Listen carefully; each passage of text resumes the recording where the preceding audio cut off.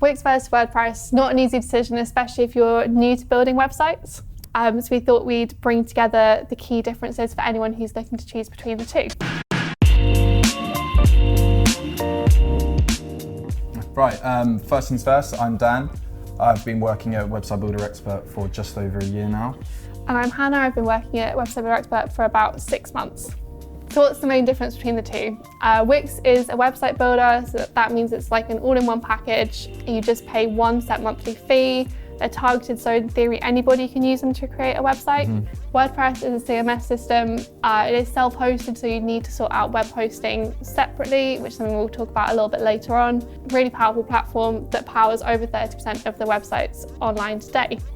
Yeah, so one of the main differences between the two platforms is that Wix is actually really easy to use, isn't it? Like as Hannah said, it's an all-in-one package.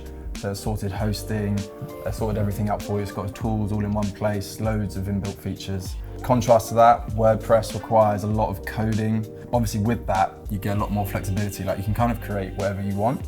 Yeah. Whereas with Wix, you're limited to the templates, the tools. While you can like add codes to Wix, but it doesn't nearly give you as much freedom as WordPress does.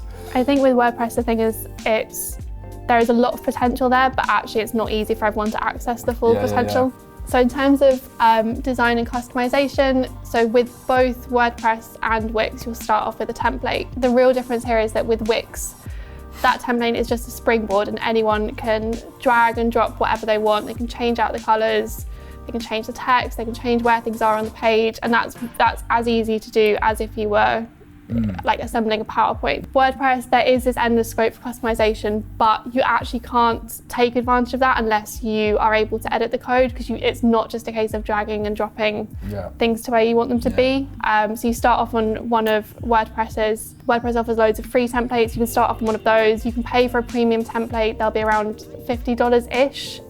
But it's to get that real customization, you will struggle unless... The templates can actually go from about $49, like you say, but all the way up to about $300, just depending on the quality and who it's been designed by. So, but with Wix, you know exactly what you're getting. It's actually called a what you see is what you get website builder. So what you're designing at the back, you're going to see out front, aren't you? Whereas with WordPress, you're coding and you're not going to know what that looks like until you've hit that live button. So it's a bit like, a bit stressful. Talking of code, you can access Wix code, but I think you can pretty much do everything with the drag and drop feature.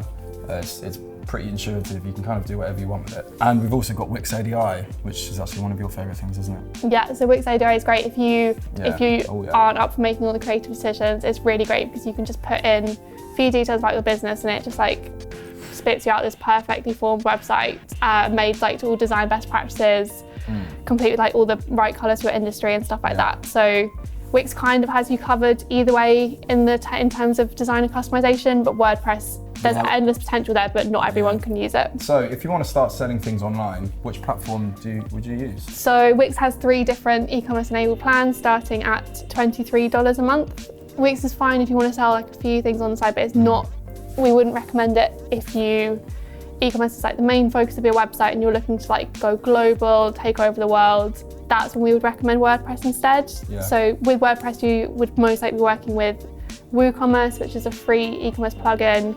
Another thing to bear in mind when we talk about hosting, if you do want to start selling through your WordPress site, it's really important you upgrade your hosting to VPS hosting. That costs around $10 a month, but that's really important to make sure that you're keeping everyone's card payments secure. So that's just something to note as well. That's another thing. If you know your way around hosting, WordPress should be fine, but like with Wix, you don't need to think about hosting or anything like that. It's just all done, ready for you to go. So I think with e-commerce, it's the classic, again, trade-off between Wix is really easy to use and you can get up and running really quickly, but is it going to be great if you want to go into lots of different markets, lots of different product categories? Probably not. So if you don't want to sell anything online, you're just looking to start a blog, well, you can't really go wrong with WordPress because, as you might know, it started off as a blogging platform. So it's got all the things you need to create a successful blog. But Wix does offer some good features for blogging. It's got all the basic things you need. You can add articles, categories, tagging functionality, you can add images. with Wix you can also blog from your mobile, can't you? Yeah. Which is a good handy feature if you're sort of looking to blog on the go. You can have contributing authors, so say if Hannah and I want to start a blog, we could both share the sort of weight of who's going to write the next blog. But you can't add comments with Wix functionality. Yeah, that's true. Yeah, which is quite the setback. So yeah, for this one, I think we'd say WordPress probably wins for blogging. Yeah. To be fair. So onto SEO.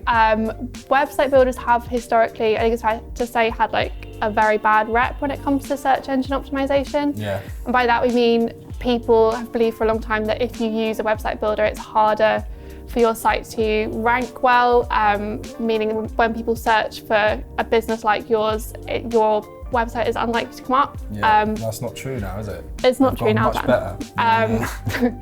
No, it's true. They honestly, it's like we were saying before, how Wix has a huge team behind it, and it means they've made huge improvements to their site speed and their SEO capabilities in general. So actually now it's definitely not a hindrance to have to be using a website builder like Wix from an SEO perspective. And actually, the Wix SEO Whiz, if anything, it can be better, particularly if you're new to the topic, because you have things like the Wix SEO Whiz, which is going to tell you at points when you're not doing it right. Tutorials and stuff, doesn't it? Like suggestions. But with WordPress, they use, unlike Wix, like that it's all built in. WordPress, you add a plugin called Yoast, which sort of does all the SEO functionality stuff for you, doesn't it? Yeah. In fact, I think 5 million sites are using it. For Wix, like again, like all the superficial SEO stuff will be covered. Like you can change meta descriptions as well with Wix.